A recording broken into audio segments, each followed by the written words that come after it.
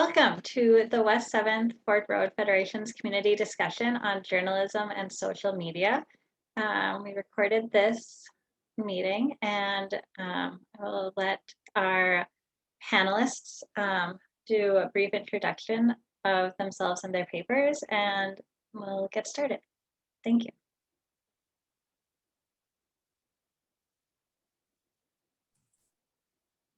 Let me go David, Kelly, Jane. So my name is David Lamb. I have been the editor for about a year of the Community Reporter, which is a nonprofit monthly newspaper in the West 7th neighborhood. And my background comes from book editing, and this is a topic that I care about a lot, so I'm excited to be talking about it today.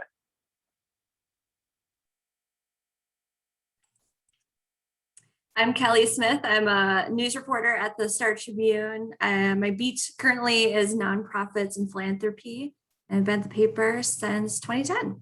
Thanks for having me. And I'm Jane McClure. I edit Access Press. We're the statewide paper for people with disabilities.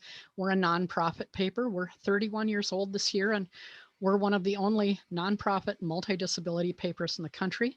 I've also written for community papers for well over 3 decades in St. Paul, including the Villager and Midway Monitor right now, but I wrote for the Community Reporter back in the day. So thank you.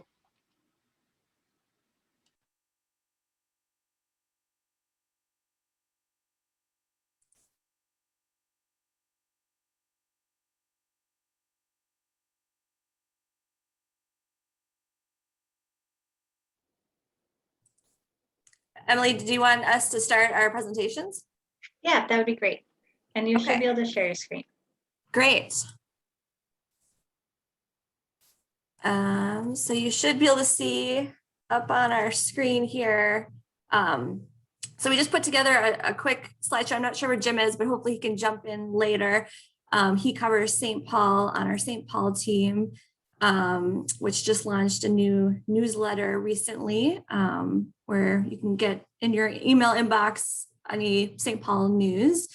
So we just have been giving this presentation across the community, just to try to demystify how journalists work. Historically, journalists have been pretty bad at explaining how we work and why we work in certain ways. And so we're just trying to do a better job as individuals in our newsroom. So this isn't a company effort by any means. This is just a presentation that we put together as individual journalists trying to boost media literacy in the Twin Cities. So this is a picture of our newsroom, which is in downtown Minneapolis in Capella Tower. We have about 230 journalists in our newsroom. And like a lot of businesses, we've been working remotely during COVID. And not sure yet when we'll all go back into the newsroom. So it's been quite interesting since as a business, like a lot of businesses, we haven't operated in this fashion before. We also have a Duluth bureau, a St. Cloud bureau, and 2 journalists in Washington, D.C. They cover Minnesota's congressional delegation. So we don't cover the president per se or the administration. We are covering Minnesota's senators and representatives and how their work impacts Minnesota. Before I go any further, I just like to point out this phrase that we often cringe at as journalists, the media, which is a really vague monolithic term for a lot of different things. And so, all of us that are here today, we're here talking specifically about local journalism, community journalism. And so we follow very different processes, very different ethical standards than other media organizations.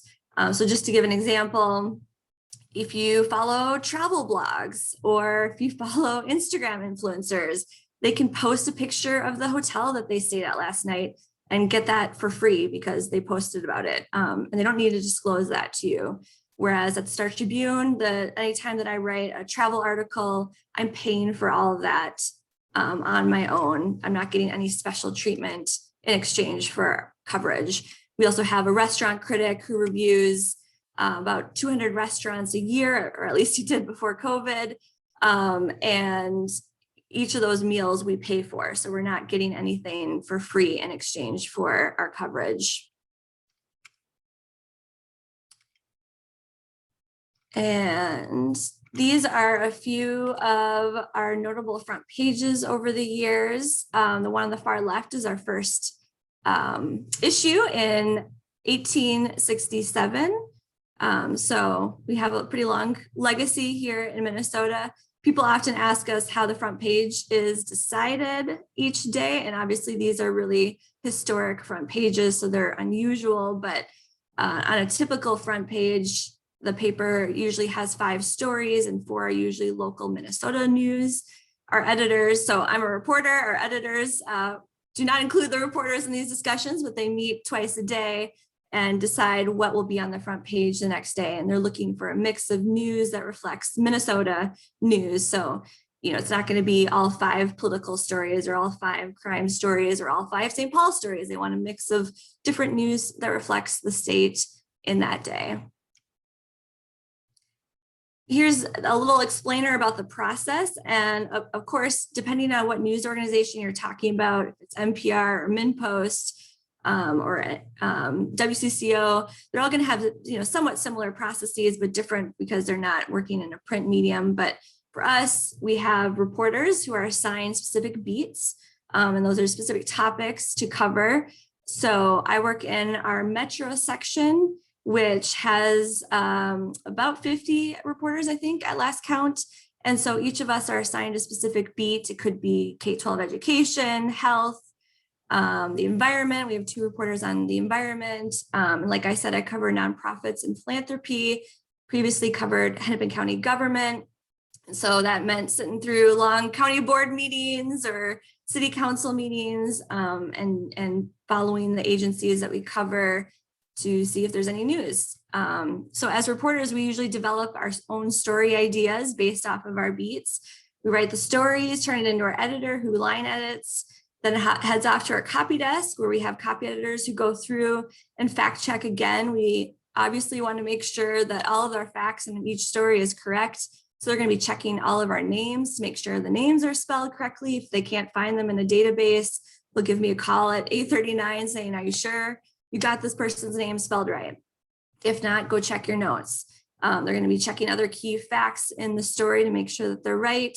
Then it heads to our page designers who put it on the page. The copy editors write the cut lines and the headlines. And then it goes to our printing press, which is in the North Loop. And our printing press actually also prints the Pioneer Press and regional copies of USA Today. We did do free tours of that before COVID, so hopefully that will resume soon too. And obviously we have a website too, and constantly getting updated by our web editors throughout the day. So what you see at 9 a.m. is going to look different than at noon, which is going to look different at 5 p.m. So constantly updating the page. Oftentimes on breaking news stories, they might get updated 2 or 3 times as news unfolds. Maybe it's a crash on 94 or a house fire that we're covering. And so we're working with preliminary information at the beginning and doing further reporting throughout the day. The one exception of that was our reporter Labor Janney, who covered one of the first stories on George Floyd killing last year. That story was updated 115 times throughout the day. So pretty extraordinary as new information came about through that day and unfolded. He was scrambling, I think, since 2 or 3 in the morning that day. And David and Jane, feel free to jump in too if you guys have any insight into this, but just wanted to touch on the state of local newspapers in our country. In the last 15 years, more than 2,000 newspapers have closed or merged across the US, and that's creating increasing news deserts across our country, oftentimes in rural areas. And when a newspaper closes, often nothing replaces it. So maybe the community starts a Facebook page to report on what the school board is doing, but are they covering the same elements that a newspaper would cover? What is the sheriff up to? how is the city council spending the taxpayer money? What are the high school sports up to? So nothing can usually fully replace a newspaper, although it's great to see that there are emerging efforts to try to replace that void once a newspaper does close. Just here in Minnesota, in the pandemic, we've lost at least 8 newspapers throughout Minnesota. So the pandemic, like a lot of businesses, really accelerated the financial decline in newspapers. For most newspapers, and David and Jane could talk about the finances of community papers, but for most of us, we are relying on revenue from 2 sources, advertising and circulation. And so when the pandemic hit, advertising evaporated pretty much overnight. In the Star Tribune that week, when the pandemic first hit Minnesota, we had, I think, 1 or 2 ads in the paper. So it was pretty stark. And so the trend line over time has been that newspapers are trying to rely on subscribers more and more for revenue instead of advertising. And just included there, little stat about how 71% of Americans think that newspapers are doing fine financially, yet only 14% pay for it. So there's quite a disconnect there of people just expecting this news to be there, whether they pay for it or not.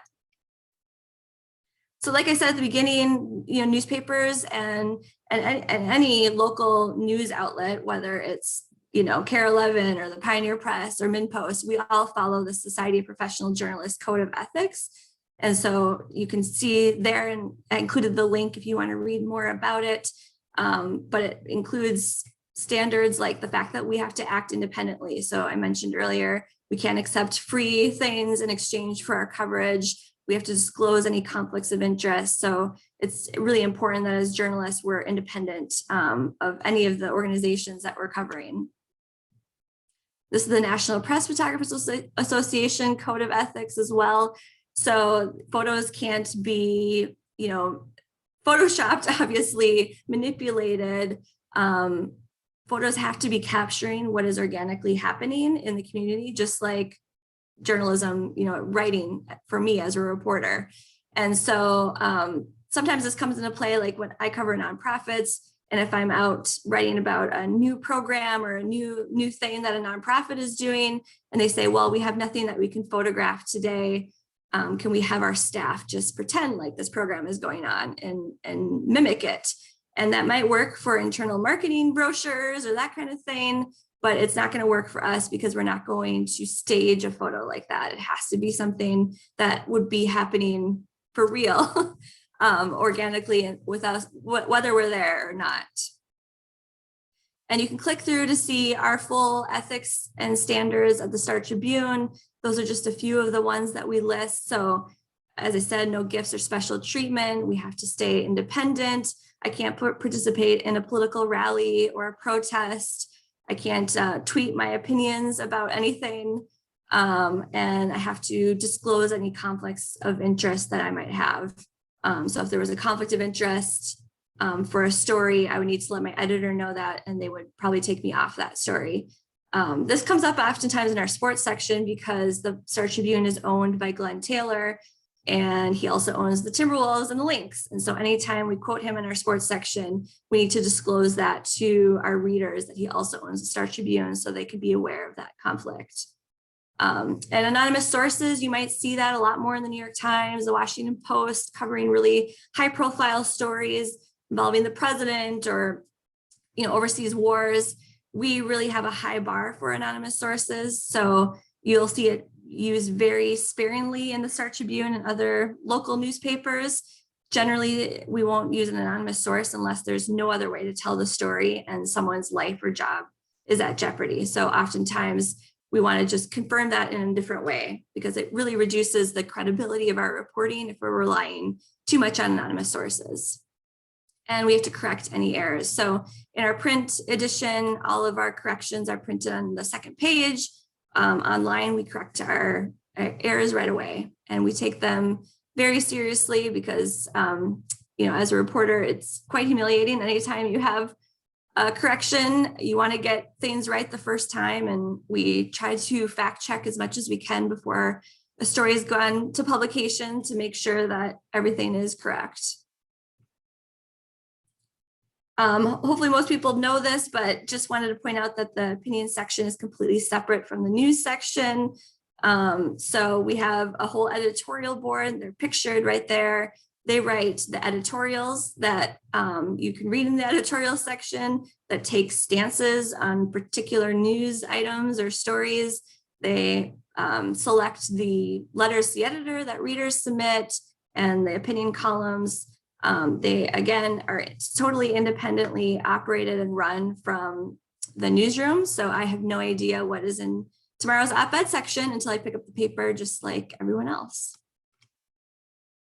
We also have opinion columnists throughout the paper and in each of our sections designated by that headshot, and they can give first-person analysis, give their opinions that I can't do as a reporter. And you might see this phrase, sponsored content, both in print or online. And just want to make that clear that that's a euphemism for advertising. So that's a paid advertisement. A lot of students think that that's news content and just want to be clear that that's a separate paid advertisement. And then just briefly transitioning over to social media. So whether you read the Star Tribune or not, you probably are on Facebook or Twitter or Instagram, or you just have access to the internet. So it's kind of the wild, wild west of information now, and it's up to each of us as individuals to verify everything that we're reading online before we like it or share it or amplify it in any way, or we could be contributing to misinformation. So how do you do that? There's so much information out on the internet, on social media. These are some tips from a library association, which libraries are great sources for fact checking if you ever have questions. One of the things they talk about is just, checking the source. So say you came across the Star Tribune's website or another news outlet and you've never heard of it. And so you have no idea, is this a partisan website? Is this a real news organization? What is this? So one of the first things I would do is look to see, do they have bylines? Are they listing who actually wrote this story?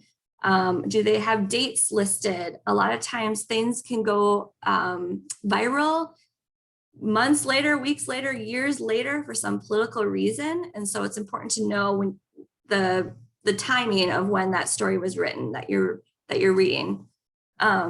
So if you see a byline, obviously you can fact check to make sure that this is a real person. There's actually an increase in partisan websites here in Minnesota and across the US that is masquerading, if you will, as news sites. And so you could click and see that these people are not living in Minnesota, and that might be a red flag if they're saying that they're a Minnesota news outlet. Like I said, checking the date. Obviously reading beyond the headline and checking your own biases. So like I said, misinformation, that's false information that a person believes is true that they're sharing, versus disinformation is information designed intentionally to mislead you. And there's obviously a lot more misinformation out there that people are sharing that they may not even know is not true themselves.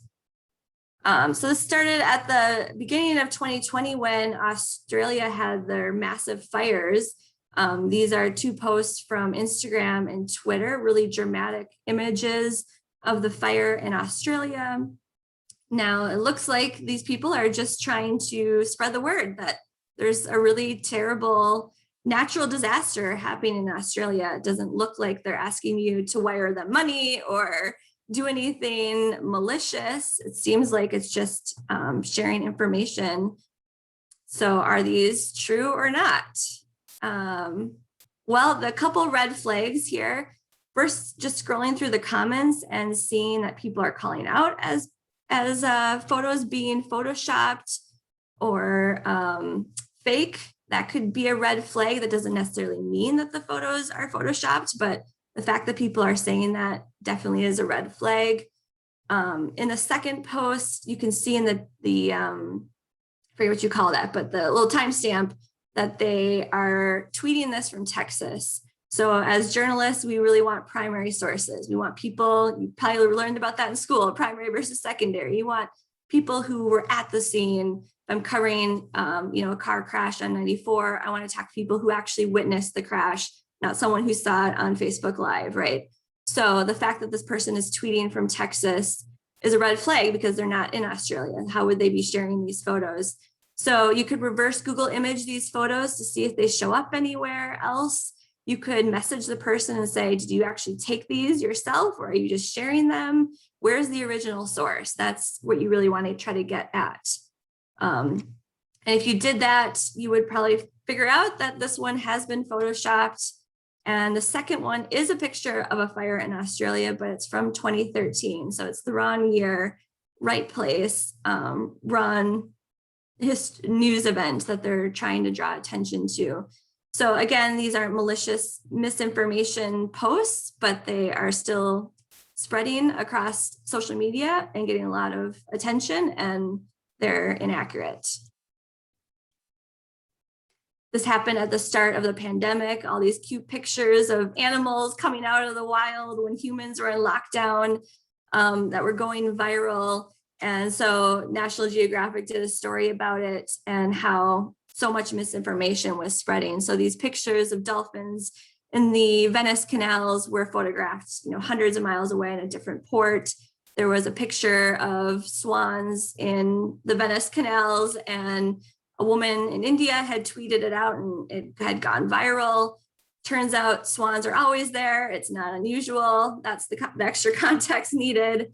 And so National Geographic reached out to the woman who is in India and said, why do you still have this up? This is part of misinformation. She said, well, I've never gotten this many likes or retweets, so I'm going to keep it up. And that's probably the psychology behind a lot of social media posts. Even, news outlets or law enforcement that might tweet out information that later needs to be clarified. The first post gets, so many X number of retweets and shares, and then the clarifying tweet gets 5 people that share it. So how quickly information can spread versus true information. And researchers have found that fake news, fake information, inaccurate information spreads 7 times faster than true accurate information. So it really is a race to try to verify information and stop the spread of misinformation on social media.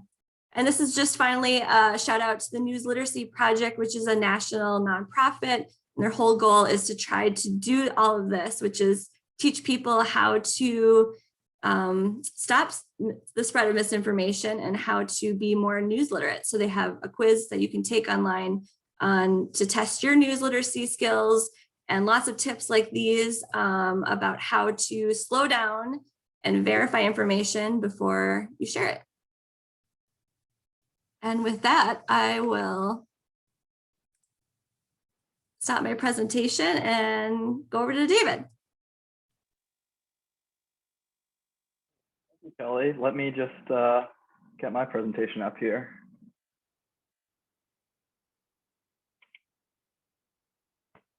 All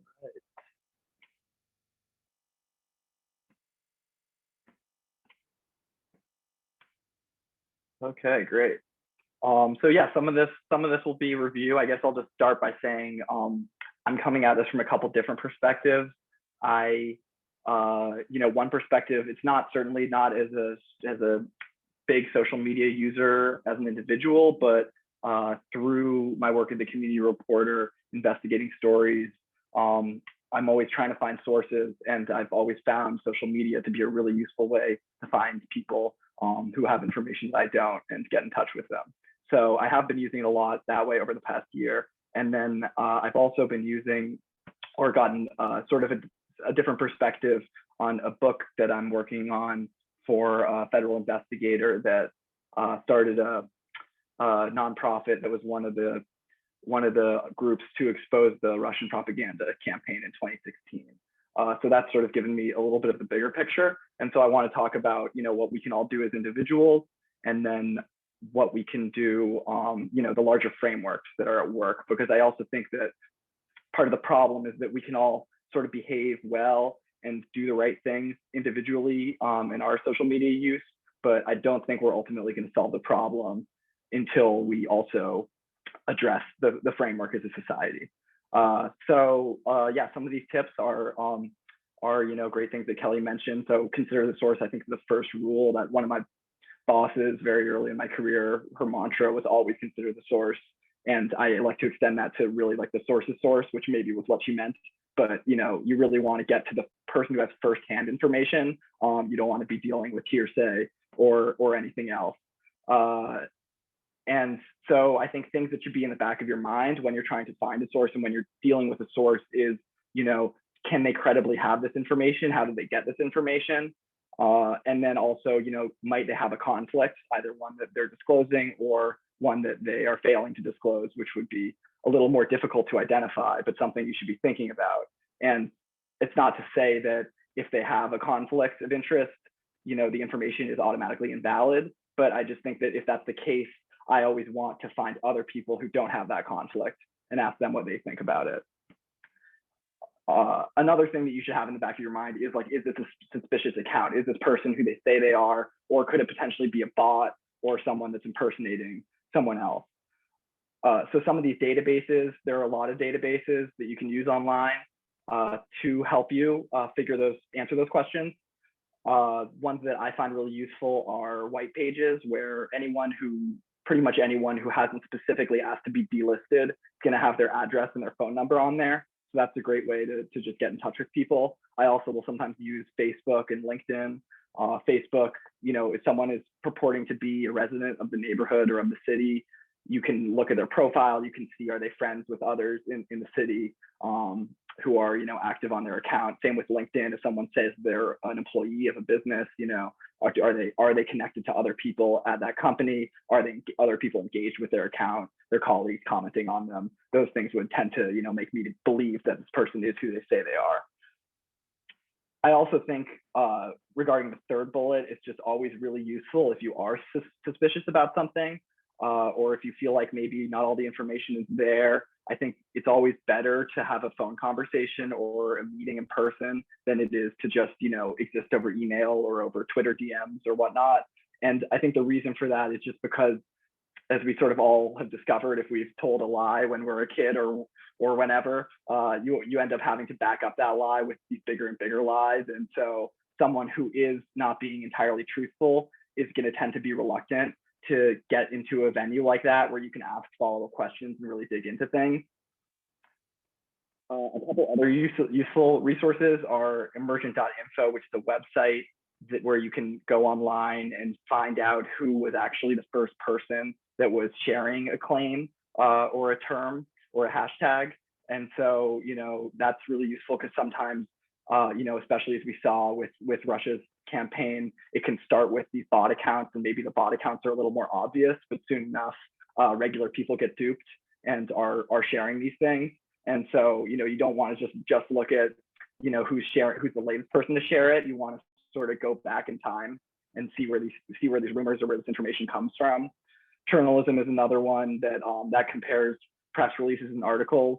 And I think that's useful because, there are, as Kelly mentioned, newspapers are struggling, and there are some, not very good newspapers, none of the ones represented here, obviously, that basically republish press releases as news articles. And press releases obviously aren't fact checked, and they are written by someone who usually does have a conflict in a sense, written by the publicity office of the company or the politician or whatever. So they just can't be trusted in the same way. And then I think the last point is just to sort of know your limitations. So I often find myself a little bit out of my element and can't really tell what's truthful necessarily and what's not. And so if I'm in really in some field that I don't understand, I think you can go to this Encyclopedia of Associations, which St. Paul Public Library has access to, and you can just find an expert who would know and see what they think.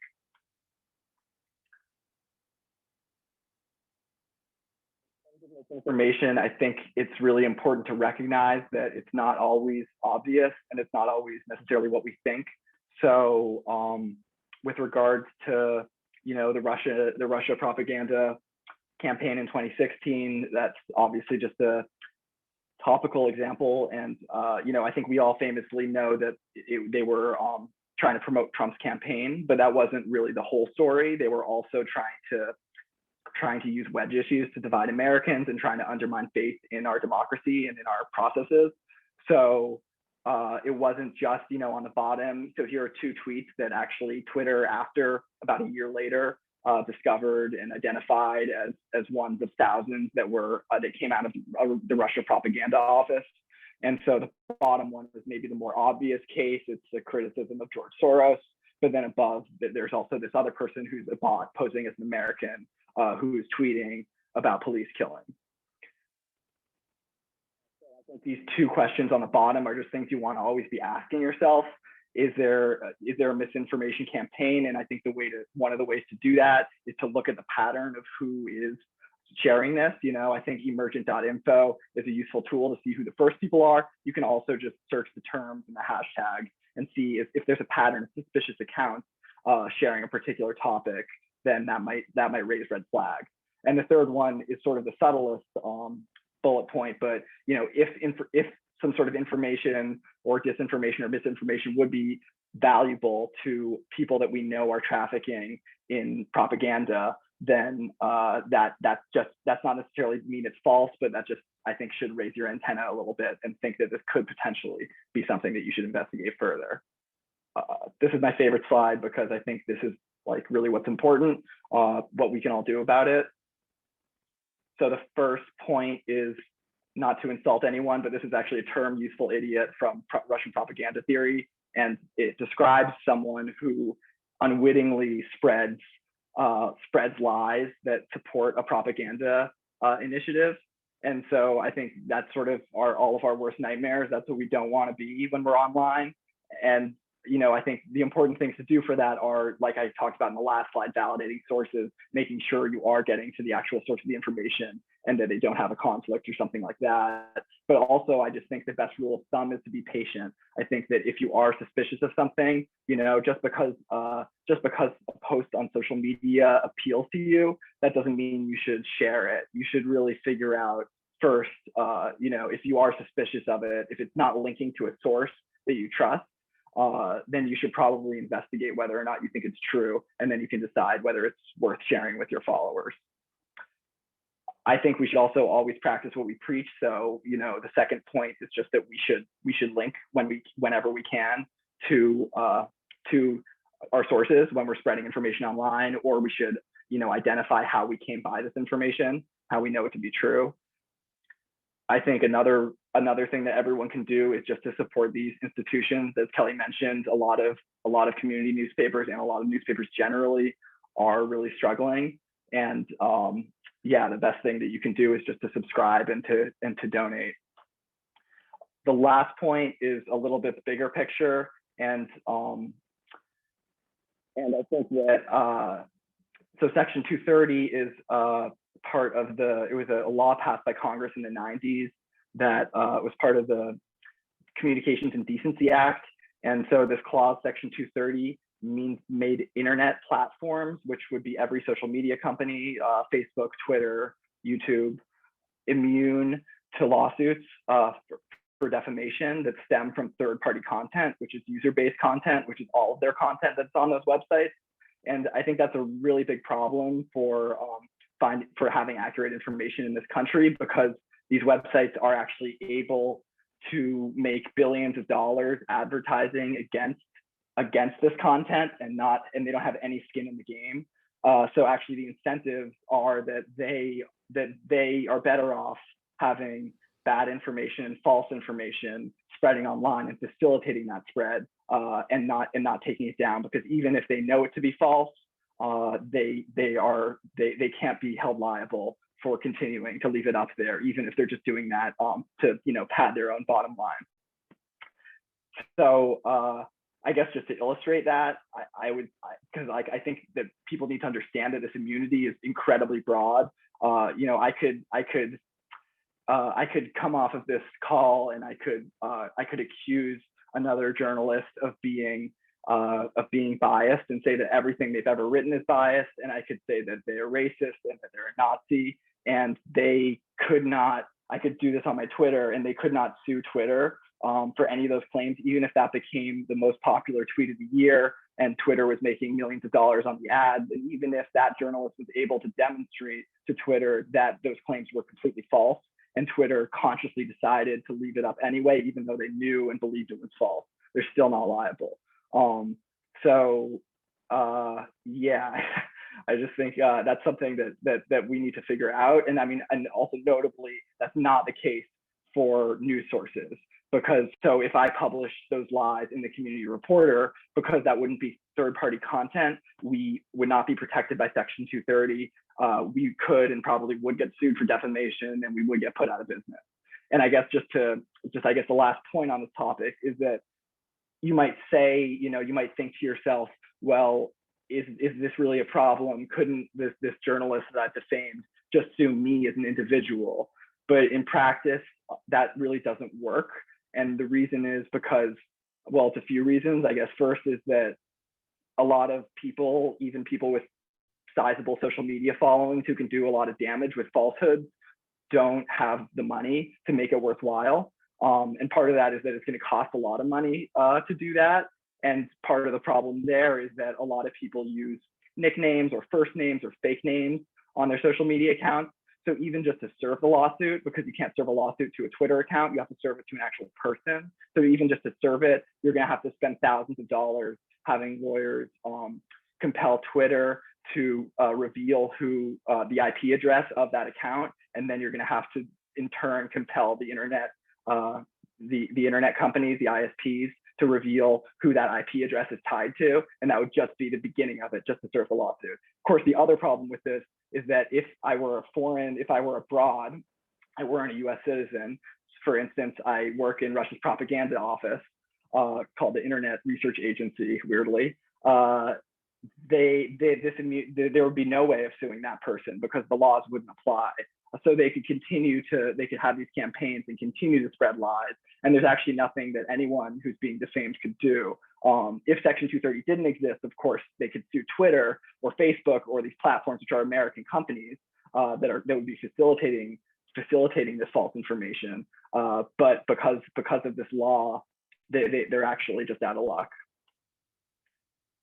So this is the last slide, just some resources that I think are really informative that I've learned a lot from, places that you can go. Just to go through quickly, a few books at the top. The first is by a former naval intelligence and counterterrorism officer, and it's about the Russia misinformation campaign in 2016. And the second is a book about, it's a slightly different subject. It's about the rise of violent extremism in this country in recent years, but actually it's related because if you read it, it has profiles of about a dozen people who fell into these violent ideologies, and they, for most of them, they were radicalized via social media online. So I think it really shows the implications of this problem. The 26 Words That Created the Internet is a great history of Section 230 and gets into how it sort of paved the way for these behemoth tech companies to make billions of dollars facilitating false information and be completely protected by our laws. A couple points down, there's this link to a Minnesota Reformer article. The Minnesota Reformer is a great nonprofit news source in the Twin Cities. And this article was an investigation of a really popular crime Twitter that covers Minneapolis crime. It has almost 50,000 followers. And they were able to show in their reporting that the Twitter account had systemic bias in its coverage, racial bias. And so I think that's important to note because I just think it's an important point to make that this isn't about just national elections or national issues. This is actually something that happens every day on a local level and that we're dealing with. I think I talked about most of these resources, so I won't go through them, but Retwacked is a website where if you find out that you were duped by something and you shared something that had disinformation or misinformation in it, you can automatically contact through that website all the people who engaged with your content and let them know. So I will end with a plea. I think you should be getting involved with your local newspapers if you care about this. You should be subscribing or contributing. At the Community Reporter, we're a nonprofit, and it's part of our mission for all of our content to be free and available to everyone. So you can't subscribe to us, but you can go to our website, communityreporter.org, and donate, and I encourage you to do that. And I also just think that because, as I said, I don't think as individuals we can actually solve this problem. We can just sort of nibble at it on its edges. I do think if you care about this issue and if you feel like I do that Section 230 needs to be changed, then I encourage you to contact your congressional reps, and their phone numbers are there. So that's all for me, and I'll hand it over to Jane. Okay, thank you. I hope people can hear me okay. My allergies are kind of kicking in and my voice might be coming and going. Again, I'm Jane McClure. I currently write for some of the community papers, including the Villager and the Midway Monitor, and I edit Access Press part-time. Little history, some of us who've been around for a very long time in the community press, we always joke that we're the original social media. St. Paul and Minneapolis at one time had 40 urban neighborhood papers, not suburban papers, but papers that covered neighborhoods. Some of them were 1,000 to 2,000 circulation. Some were like the Villager and the late lamented Southwest Journal, as much as 45,000. The first nonprofit neighborhood paper in the United States, the first nonprofit publication period, was the West Side Voice on the west side of St. Paul, and that was founded by a guy named Jim Scheibel, who at that time was a community organizer and later became the mayor and then worked for the Clinton administration. I think the points on working with media have been pretty well covered.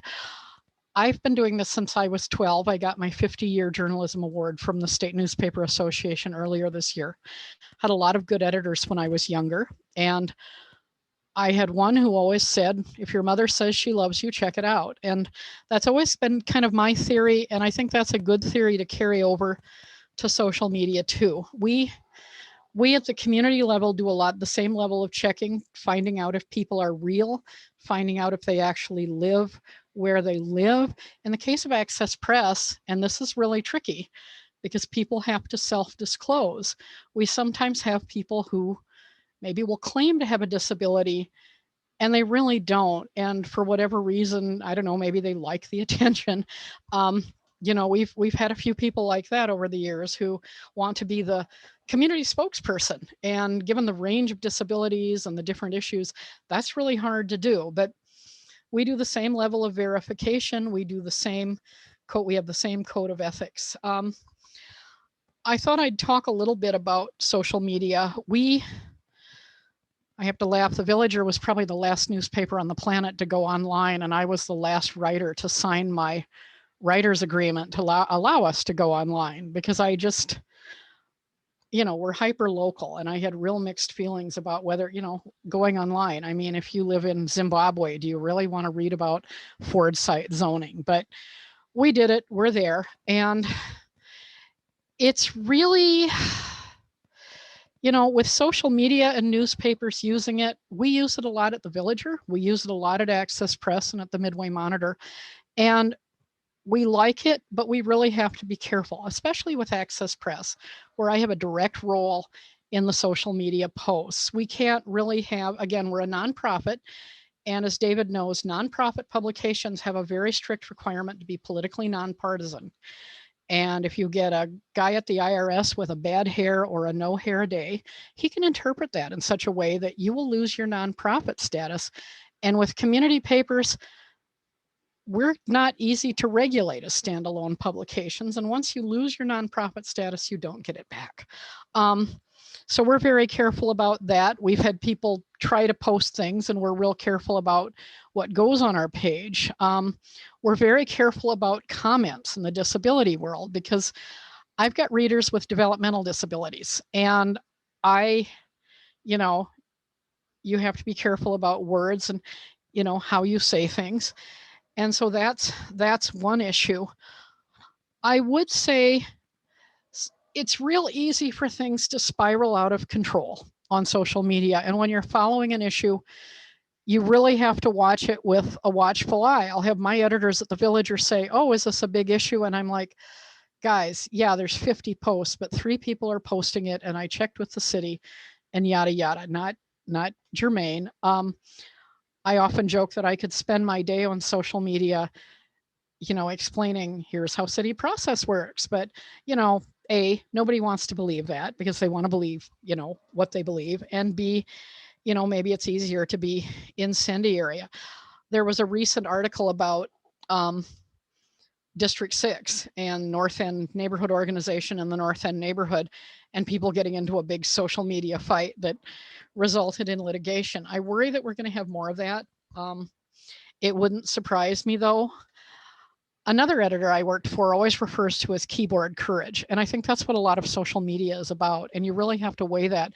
It's easier to say something on a keyboard than you would to somebody's face. And that's one thing I've missed with more than a year of virtual meetings. I'm writing about district council people I've never met. I've got city and county staff members who started their jobs during the pandemic, and I've never met them face to face. And it's really an odd situation to be dealing with people on that level. We've had online meetings hijacked with pornography. We've had some of the chats are just breathtaking in their nastiness. Some of the neighborhood groups have had to disable the chat, and it gets to that point. We have people who just go after people. I've been gone after people. I think my favorite was on the Hamlin Midway Neighbors page a few years ago when somebody, not a journalistically related, but somebody compared my church women's group to ISIS. And I was like, whoa, hey, all these people are like, hey, dude, you're picking on the Hamlin Church women. So we did appreciate the support, but it was kind of surprising how somebody made that leap from I don't like church groups and you're like ISIS. And the post came because we were asked, how do you use this social media page? And I'd answered, well, we use it for church and community events. And then the next thing I knew, I'm wearing a burqa, and I was the enemy. I will say a couple of things in defense of press releases. Some papers are slapping those in the paper because they just don't have the staff. My partner is a recently retired editor at the Waterloo Courier, and they are at 1/3 of the staff they have. And I don't even want to talk to you about how understaffed the Pioneer Press is. Everyone is scrambling for staff. Until recently, I was the only staff member at Access Press. We finally were able to hire, and a lot of us are working with some pretty incredible constraints. And that's why you see more press releases. And on top of that, the conundrum is we get more press releases, and a lot of those go directly out now on social media, as well as going to print and broadcast folks. So as the staffing and the advertising goes down, the challenge we face is, well, we've whacked our advertising budget, but we hired 3 marketing people. And I'm just always like, oh, dear God, kill me now, because I'm, dealing with people and having to say, that doesn't meet our news guidelines, and trying to be relatively pleasant about it. I'll end with 2 things. I think we have to take social media for what it is. I think we can't, much as we'd like to all see civil discourse. I don't think that's going to happen. Do I think Facebook as an entity will last? I don't know. I see people peeling off to sites like Parler and sites they feel that are more maybe friendly to their beliefs. I see people who just get tired of Facebook and Twitter and Instagram and just deactivate their accounts. Yet I know other people, especially with people with disabilities around the state, who really see social media as their lifeline, and they see it as really important. So I think the challenge is, as you read things on social media, keep being skeptical, keep questioning them, keep saying, okay, where else can I verify this?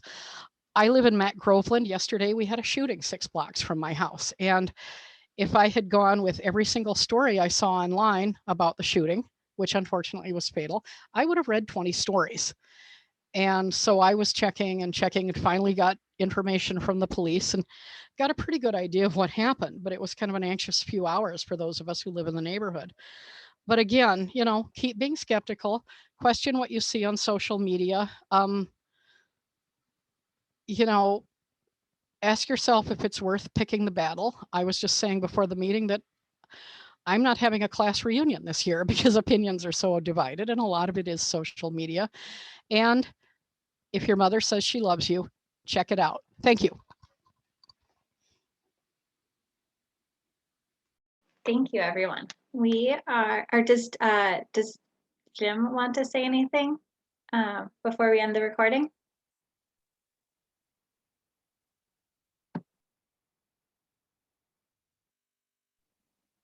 I'm not sure what's happening, Jim, but I can't hear you. It doesn't, you don't look muted, but maybe there's. How am I now? Can you hear me now?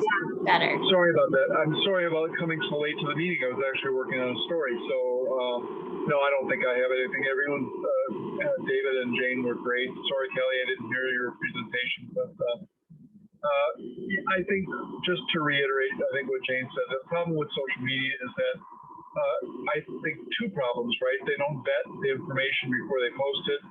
And the fact that 7 or 8 or 20 or 3,000 sites post the same stuff makes it look like maybe it's, issues are more popular or bigger than maybe they really are. So there's that echo chamber effect that happens with social media. But otherwise, I think all the main points made here are completely valid. I think, you know, to be good consumers of information, I think we owe it to ourselves to always check the reliability and the veracity of where we're hearing. Thank you, Jim. Okay, well, thank you for everyone who has been watching this recording and made it to the end. After this, we'll do a Q&A. Thank you.